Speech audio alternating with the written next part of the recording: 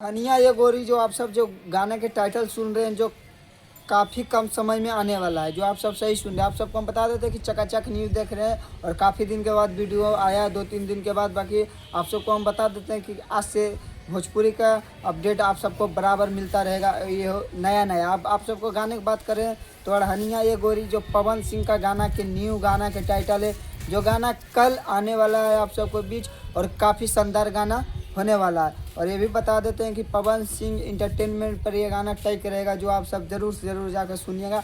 और पवन सिंह का एक्शन देखते हैं इस गाने में कैसा रहता है, क्योंकि 5 तारीख को जो गाना आया था इसमें थोड़ा कम एक्शन था और गाना काफ़ी भरपूर नहीं था। बाकी जो कल गाना आ रहा है पवन सिंह को 7 बजे, जो देखेंगे क्या रिएक्शन है पवन सिंह के गाने में, क्या कम व्यू में कम समय में ज़्यादा व्यू पवन सिंह का ये गाना क्रॉस करता है कि नहीं करता है, क्या भोजपुरी को ये गाना ट्रेंडिंग में लाता है कि नहीं लाता है, जो आप सब ज़रूर बताइएगा। और पवन सिंह का मेहनत जारी है और बाकी पवन सिंह का गाना सुनने के बाकी है।